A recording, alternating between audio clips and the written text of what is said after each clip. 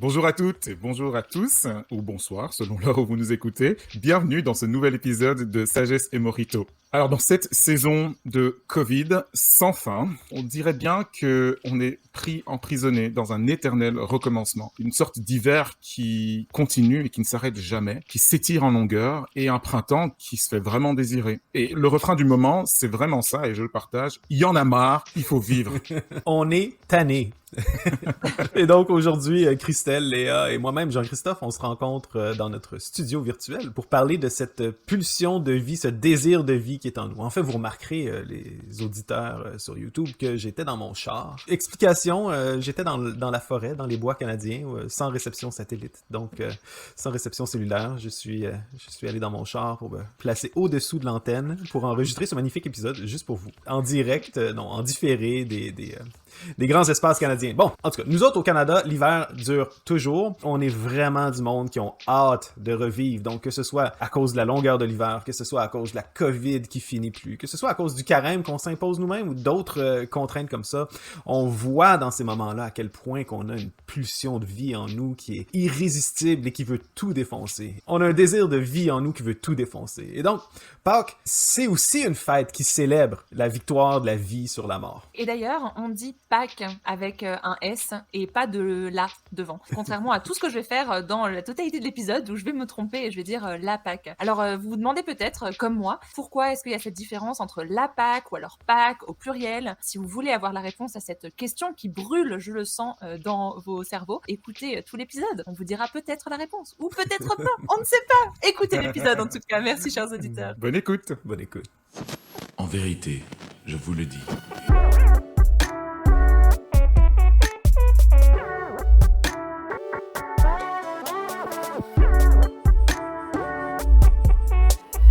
It is like a finger pointing away to the moon. Bonjour à tous, bienvenue tout le monde dans ce nouvel épisode de Sagesse et Morito. De nouveau, nous nous retrouvons chacun de son côté, Léa à Paris, JC au Québec et moi-même qui vous rejoint depuis ma ville d'adoption depuis pas longtemps, Düsseldorf en Allemagne. Et on voulait avec vous parler de la situation actuelle qui est patente, parce que je ne sais pas pour vous, mais moi j'entends franchement de plus en plus autour de moi cette phrase « il y en a marre ». Il faut vivre, il faut passer à autre chose. Ça fait plus d'un an maintenant, un nouveau printemps confiné, on n'en peut plus. Et on veut se demander ensemble, cette volonté d'en sortir, cette volonté de retrouver la vie d'avant, qu'est-ce que ça dit en fait? Qu'est-ce que ça dit de nous en tant qu'être humain? Donc c'est clairement quelque chose que j'entends beaucoup autour de moi. Je sais pas, c'est peut-être différent en Amérique, au Canada. Comment vous vivez ça, JC? Ben, c'est sûr que personne dit il y en a marre ici. Ah, Ici, ici, on est tanné. Comme ah tu oui, dis, on est qui tanné. a été frotté, on est bien tanné. Ouais, chaque hiver, on est tanné. Cette année, c'est comme on a un double printemps. On a le printemps de la COVID, puis on a le printemps de l'hiver, puis ça va être le meilleur printemps de tous les temps. Mais ouais, c'est sûr qu'on est loin du 15 jours pour aplanir la courbe, un an après. C'est sûr qu'on commence à avoir des cas même où on voit qu'il y a de l'usure, où il y a des signes d'usure qui ont été cachés par le confinement, d'une certaine façon, parce que les gens étaient isolés chez eux, qui sont frappantes. Je pense qu'on parle d'usure mentale, d'usure psychologique. Il y a eu des cas, cette semaine dans le journal, des cas de scorbut. C'est une maladie hyper rare aujourd'hui, mais qui réapparaît parce qu'il y a des gens qui étaient isolés tout seuls puis qui mangeaient que des pâtes depuis 6 mois, puis il n'y avait pas de réseau de gens. Ben, en fait, même s'il y avait un réseau, les gens ne voyaient pas leur état. Donc, ouais, c'est comme au printemps ici au Québec. Quand la neige fond, on voit, là, c'est vraiment, le mois de mars-avril, c'est vraiment sale ici, parce que l'hiver est blanc, ça couvre, comme la Bible dit, hein, ça couvre une multitude de péchés, ça rendrait blanc comme la neige.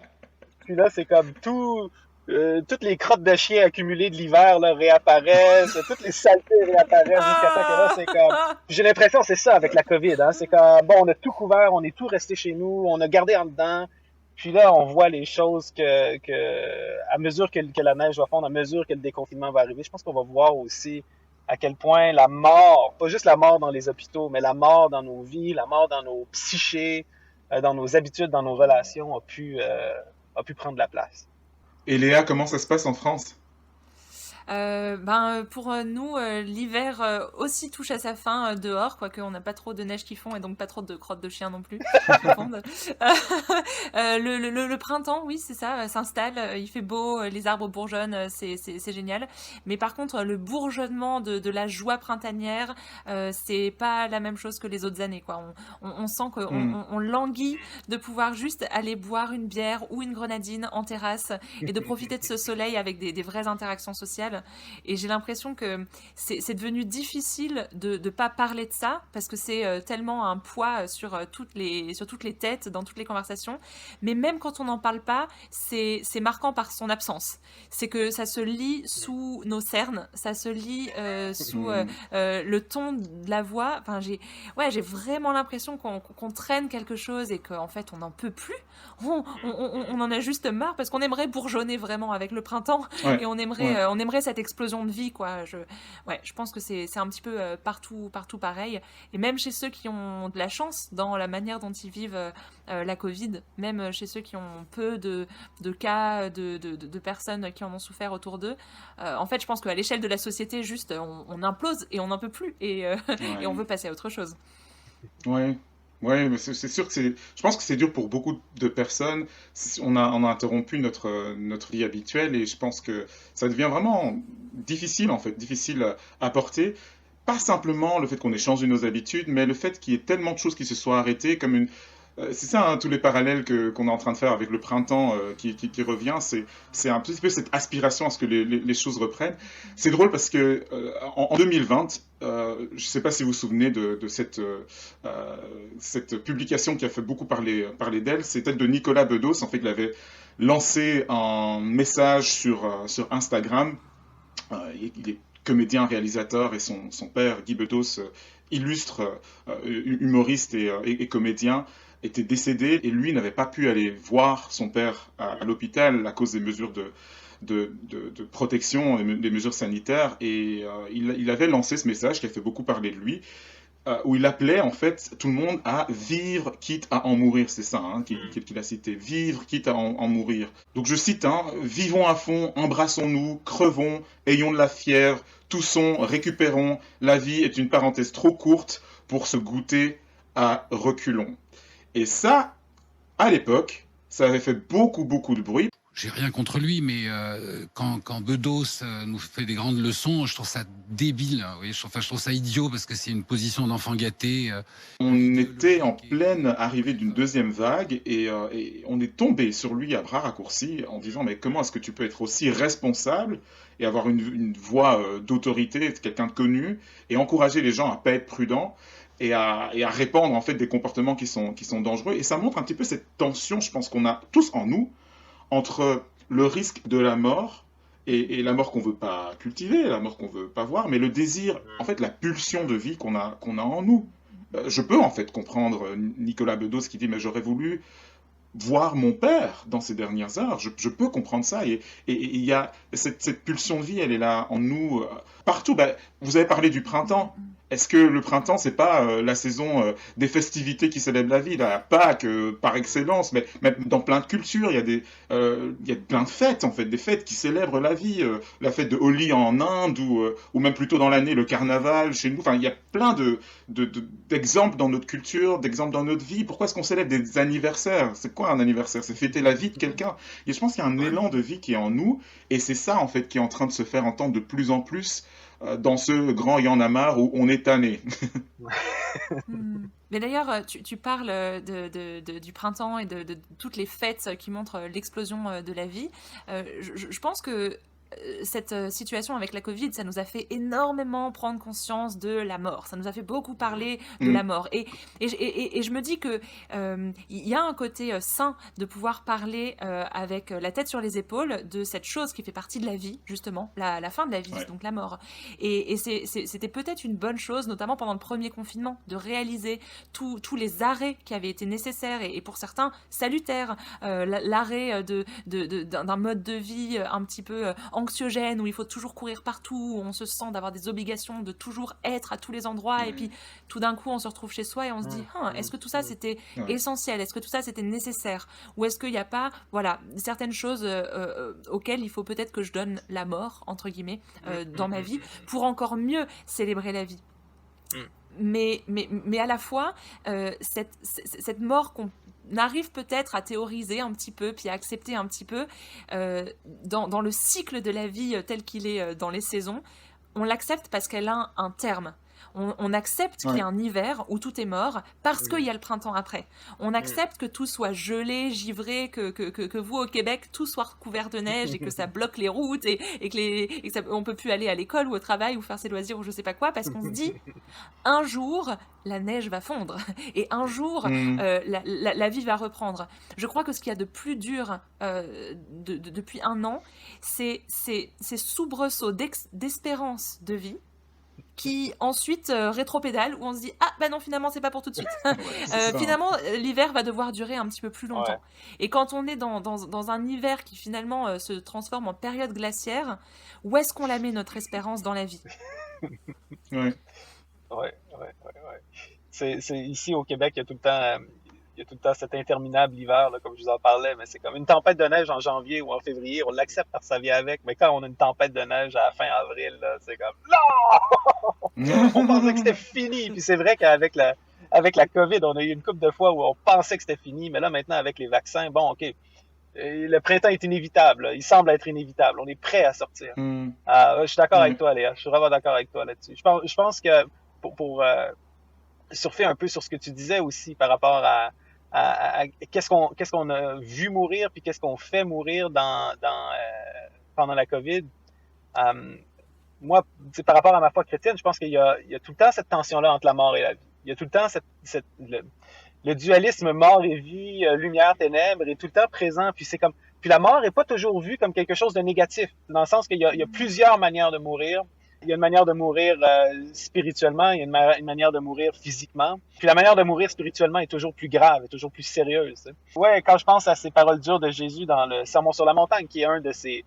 C'est comme le manifeste de Jésus-Christ. Là. C'est vraiment son programme politique, s'il y avait un programme politique.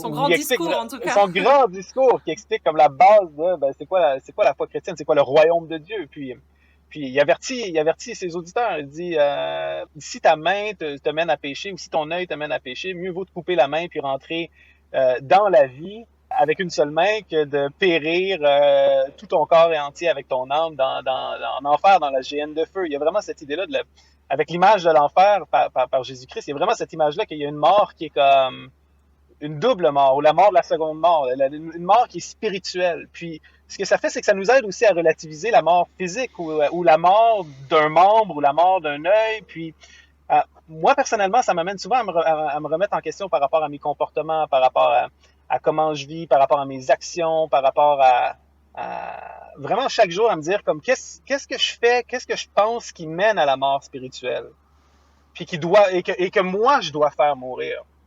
Mais c'est pas juste une conception puritaine. Des fois, je pense que les gens religieux, les gens ont cette image-là de nous, de gens qui sont toujours sobres et tristes, presque endeuillés, puis tout le temps conscients du méchant à l'intérieur de nous. Mais c'est faire mourir pour vivre. C'est faire mourir pour vivre. Puis je pense que la COVID nous a aidé quand même à comprendre ça. Il y a des choses qu'on fait mourir, mais afin de mieux revivre. Dans beaucoup de discours politiques aujourd'hui, on a cette idée-là. On se dit, bon, OK, l'économie s'est effondrée. Maintenant, tant qu'à rebâtir l'économie, est-ce qu'on peut la rebâtir différemment? Est-ce qu'il y a des choses qu'on peut faire différemment? Puis je pense que comme individu, il faut qu'on commence à se poser cette question-là. Comme, oui, OK, l'hiver est passé. Oui, la mort est passée sur nous. Oui, il y a comme des relations qu'on va avoir perdues, des habitudes qu'on va avoir perdues. Puis la mort va s'être manifestée dans nos vies de différentes façons. Mais maintenant qu'on veut vivre, comment est-ce qu'on veut vivre? Qu'est-ce qui est important? Est-ce que l'absence de relation, pour moi, par exemple, l'absence de relation avec mes proches, de relations comme physiques, concrètes, pour moi, de l'autre côté de la COVID, je me dis ça, c'était important, puis je le réalisais pas. Je veux cultiver mes amitiés, je veux cultiver mes relations, je veux prendre le temps de de voir des amis au lieu de me dire ah mais non ce soir ça va être Netflix puis chill parce que c'est comme après un an après 12 mois de Netflix puis chill forcé tu te dis c'est pas ça la vie c'est pas ça la vie c'est la mort quelque part tu sais je sais pas pour vous si c'est comme comment est-ce que vous voulez revivre de l'autre côté de la COVID mais pour moi c'est ça cette pulsion là comment qu'elle s'exprime aujourd'hui. Oui, pour moi c'est je réalise en fait à quel point les contacts sociaux sont importants pour ma santé mentale, juste pour ma vie en fait. Et que, en fait, ce que je constate, et je pense que, enfin voilà, on est maintenant des centaines de millions, des milliards de personnes à l'avoir réalisé. On a en fait cette soif d'être avec l'autre, d'avoir des relations en fait, des relations humaines qui sont complètes, qui sont satisfaisantes. Et c'est ça, je pense, cette pulsion de vie qu'on a en nous, tant et si bien que quand les moyens concrets, les moyens, je veux dire, réels d'entretenir ces relations, sortir, célébrer des fêtes, célébrer des anniversaires, s'asseoir, manger, boire, se divertir, se rencontrer, quand ces moyens-là sont rendus difficiles à cause des règles sanitaires, et bon, ce sont des règles qui sont tout à fait compréhensibles en fait. Enfin, on comprend en fait qu'il faille limiter les contacts si un virus se répand à travers des contacts, mais on ne peut pas non plus s'empêcher de voir que lorsque cette partie, cette dimension de nos relations humaines s'arrête, il y a une partie de nous qui meurt en fait. Il y a une partie de nous qui se dessèche, qui se flétrit. Enfin voilà, les études pendant tout l'hiver ont montré à quel point c'était pénible pour des millions de personnes en France, en Belgique, en Suisse, au Canada, le nombre de signes de détresse psychologique qui sont liés à cette difficulté de mettre en œuvre la vie, en fait, montre à quel point on est appelé à ça. Et donc la question qui nous est posée, c'est pourquoi est-ce que c'est si essentiel, comment est-ce qu'on on donne du sens à cette pulsion de vie qui est en nous, et puis comment est-ce qu'on la met en œuvre aussi. Et je pense... Tu faisais référence au discours de Jésus, évidemment, je faisais référence à ça tout à l'heure. C'est pas par hasard que la fête de Pâques tombe au printemps, parce que c'est la grande célébration traditionnellement de la résurrection, du fait que voilà, Jésus qui a prononcé ce discours, il s'est exposé à la violence d'autres personnes, il s'est exposé à la mort, et il a rencontré une mort physique. Mais c'est pas la fin de l'histoire. Le lancement de la spiritualité de la foi chrétienne, il est lié intimement en fait que 3 jours après avoir été mis au tombeau, après avoir été crucifié, torturé et décédé, Jésus a été revu en dehors de sa tombe, en chair et en os. Et des gens, c'est les témoignages du Nouveau Testament qui expliquent ça, que des gens se sont entretenus avec lui, qu'ils ont parlé avec lui, qu'ils ont mangé avec lui, qu'ils ont marché avec lui. Donc c'était pas juste... Tu sais, parfois je me dis, on a cette vision un peu symbolique, tu vois, du retour de la vie par la résurrection. Mais quand même, l'histoire qui nous est racontée dans le Nouveau Testament, c'est c'est hyper concret, quoi. À un moment, Jésus, voilà, un mois après sa mort, il a grillé du poisson sur une plage. Donc c'est pas juste un fantôme, il était vraiment là. Et je pense que ça nous parle beaucoup de l'importance de la personne, pour revenir à ce que je disais tout à l'heure, l'importance de chaque vie humaine, en fait, dans son corps, dans sa psyché, et dans sa dimension spirituelle, puisque tu parlais de mort spirituelle aussi. Ouais. Et d'ailleurs, je voudrais interpeller nos auditeurs par rapport à cette fameuse pulsion de vie à laquelle on fait référence, cette pulsion de vie post-hiver, post-Covid, du moins on espère bientôt, cette pulsion de vie post-crucifixion avec la résurrection, comme c'est un petit peu le cœur de cette histoire de Pâques qu'on célèbre cette semaine. Mais qu'est-ce qui se passe quand cette pulsion de vie, on la sent pas?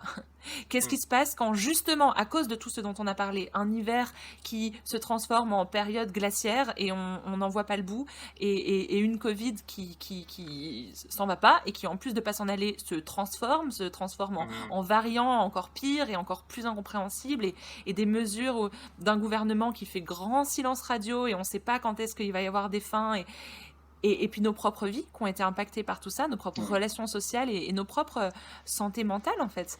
qu'est-ce qu'on fait de cette pulsion de vie quand ça reste juste un truc philosophique qu'on sait, qui fait partie de l'être humain et de ce qui nous constitue en tant qu'humanité, mais que concrètement, je ne la sens pas, je ne la vois pas. Et en fait, je veux interpeller nos auditeurs parce que je me suis posé cette même question ces derniers mois quand moi-même, je ne sentais plus du tout. Ni la pulsion de vie, ni la motivation, ni la joie. Et je me dis, mais mince, je fais quoi ? Je peux pas juste me fier à ces émotions qui me font me dire que tout va mal et que rien ne va et qu'il n'y a pas d'issue, parce que je veux croire qu'il reste quand même une espérance, mais dans quoi je vais l'ancrer, cette espérance ? Et peut-être que pour certains de nos auditeurs qui nous écoutent parler du lien entre les saisons, l'hiver, le printemps, mais aussi une foi ancrée dans un Dieu qui est venu vivre ces saisons et qui peut-être lui-même serait passé par un hiver, la mort, et un printemps, la résurrection, ben, peut-être que ce Dieu-là, même si ça a l'air chouette comme histoire, ben, on ne le sent pas. Enfin, je veux dire, du coup, peut-être que oui, il existe pour toi, JC, il existe pour toi, Christelle, mais moi, c'est pas mon expérience. Et ben, je me demande à moi, et je me demande à vous aussi, si même quand on ne sent pas la pulsion de vie, on sait quand même que la vie est là. Parce qu'il suffit juste qu'on se regarde et on a un corps et il y a de la vie dedans. Ouais. Alors même quand on ne sent pas qu'on a la vie, mais que pourtant on est en vie, est-ce que ce serait possible que ce Dieu qu'on ne sente pas, il soit là quand même ? Est-ce que ce serait possible que cet hiver relationnel, social et spirituel par lequel on est passé, ou on passe peut-être encore, il puisse y avoir quand même une lueur d'espoir, une lueur d'espérance dans un Dieu qui est là quand même, et dans un Dieu qui, juste faudrait peut-être, je sais pas, inviter dans ce désert-là pour voir ce qui se passe. Même si on ne le sent pas, et même si ça dure longtemps, cette période où on ne sent pas trop, mais parfois, on ne le sent pas, et pourtant, il est là quand même.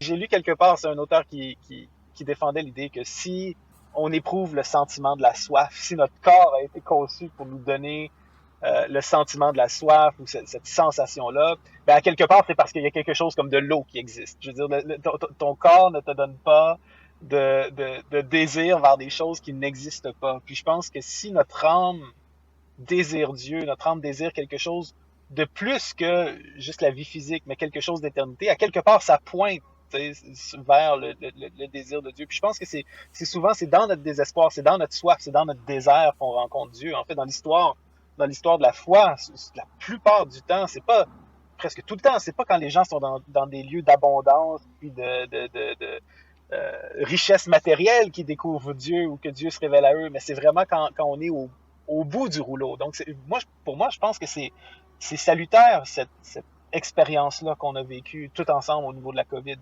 Puis à quelque part, la COVID, c'est un microcosme de la vie, c'est un microcosme, ça fonctionne de manière analogique à la vie spirituelle parce que, on a été confronté à la mort, puis avec le vaccin, il arrive un point où on est capable de dire à ce virus-là, d'une certaine façon, qui nous a fait nous terrer chez nous pendant un an, qui a complètement massacré nos vies, nos relations, tout d'un coup, on est capable de dire, t'as plus de pouvoir. Tu sais, le pouvoir mortel du virus a été effacé. Puis à quelque part, il y a un passage dans la Bible qui parle de ça. Hein, tu sais, c'est par rapport à la résurrection de Jésus-Christ. La résurrection, c'est pas juste de dire ah ouais, il y a une vie après la mort, mais il y a une vie telle, il y a une vie tellement plus forte que la mort a perdu sa puissance.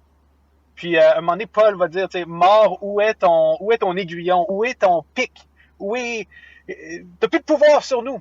Puis pour moi, la résurrection, ça pointe vers ça. C'est comme, c'est plus grand que la mort. C'est plus grand que même que la vie qu'on vit aujourd'hui. C'est une vie qui est, que Jésus va dire, qui est la vie en abondance, c'est la vie éternelle.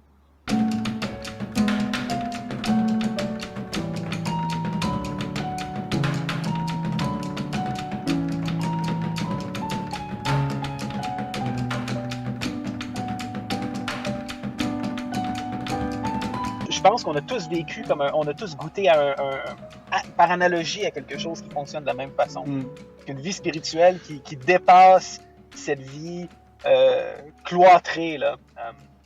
J'ai comme une autre image en tête, là. On a déjà parlé dans le podcast, c'est dans Black Mirror, il y a comme une émission qui s'appelle, je pense que c'est comme 10 000 mérites ou quelque chose. Je sais pas si vous vous souvenez, là, on en a déjà parlé. C'est des gens qui sont... Les premiers épisodes. Les tout premiers épisodes qui fait comme un genre de parodie de la vie où des gens font du vélo stationnaire toute la journée, puis après ça, ils vont s'enfermer dans leur petit cubicule à écouter des publicités, puis on dirait, c'est comme 2020, 2021, c'était ça notre vie. C'était les travails devant mon bureau, puis là, le soir, c'est Netflix, puis t'es comme... Oui, c'est la vie. Puis c'est la vie promise dans le sens... la nourriture, le confort, on est ni sous la pluie, ni sous le froid, ni sous la chaleur. On est vraiment comme c'est la vie coussinée de tous les côtés, mais c'est la mort parce qu'il y a une vie qui est plus forte que ça. Puis c'est ça, moi j'invite nos auditeurs à vivre ce désespoir-là, à vivre cette frustration-là en cherchant, en brisant le miroir, puis en cherchant la vie qui est derrière. C'est beau ce que tu dis, JC.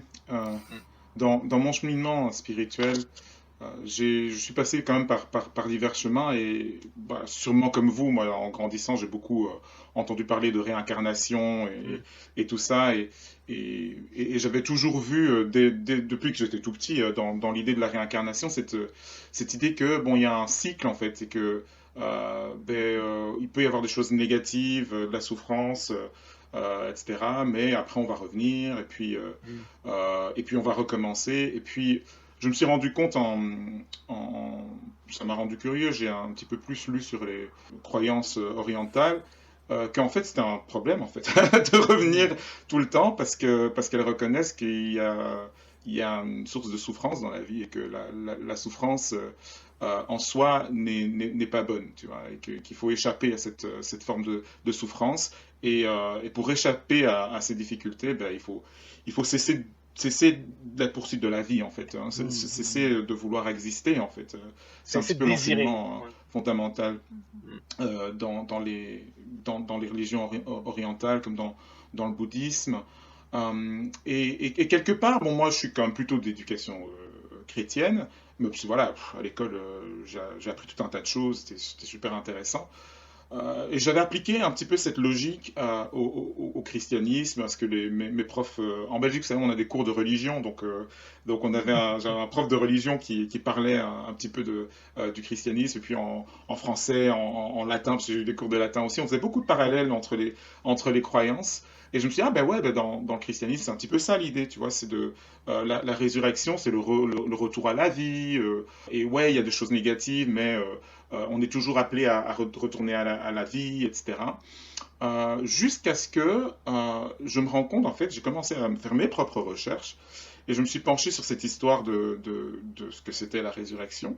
Et j'ai réalisé à quel point, en fait, ce qu'il y a de particulier dans la façon dont la Bible et le Nouveau Testament particulièrement parle de cette résurrection, c'est qu'en fait, c'était vraiment en chair et en os Jésus qui est revenu des morts.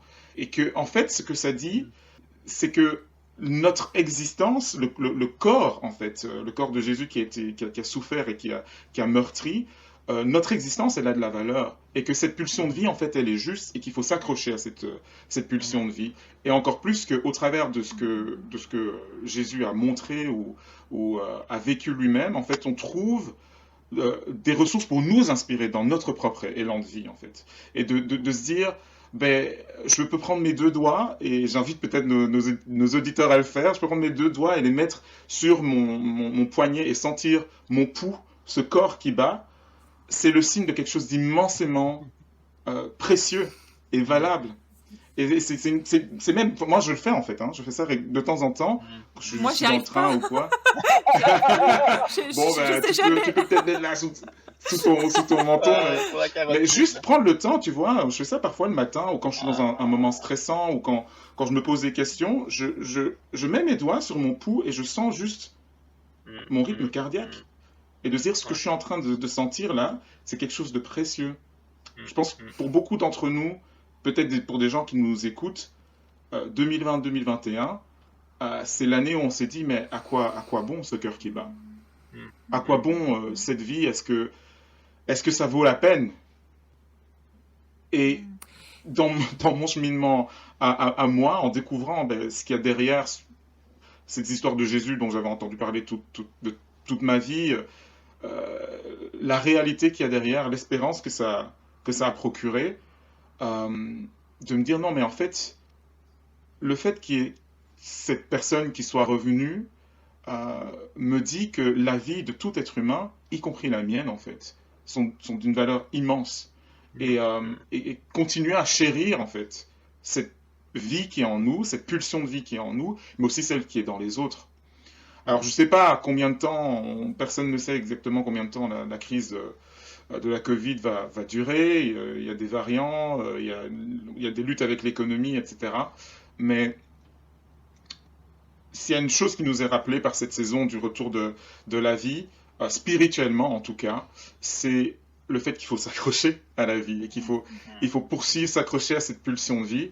Et encore plus, et c'est peut-être un défi pour certains, en tout cas ça l'était pour moi il y a 15 ans, encore plus, regarder à cet exemple d'une personne qui est revenue à la vie, ce Jésus, de voir l'inspiration et puis la puissance qu'il y a derrière pour nous donner la capacité de continuer en fait. Malgré ce grand « y en a marre, on est tanné », il faut vivre, il faut vivre. Ouais. Et peut-être que ce serait aussi la différence entre la Pâque et toutes les autres fêtes de tout un tas de cultures qui célèbrent la vie, ou même le fait que la nature elle-même célèbre la vie avec le roulement des saisons ou la lune, le soleil, les incidences que ça a sur la biodiversité, etc. Tout ça, c'est génial, ça montre cette pulsion de vie, mais peut-être là où la Pâque va encore plus loin, si on creuse cet événement historique et si on se dit que peut-être il y avait un Dieu derrière, c'est que cette pulsion de vie, quand on la place dans la foi en la résurrection de Jésus-Christ, on peut la vivre avec un Dieu qui du coup est vivant et est réel et peut nous accompagner. Et dans ce désert spirituel ou dans ce désert même du moral ou autre, est-ce que ça peut venir faire la différence ? It is like a finger pointing away to the moon.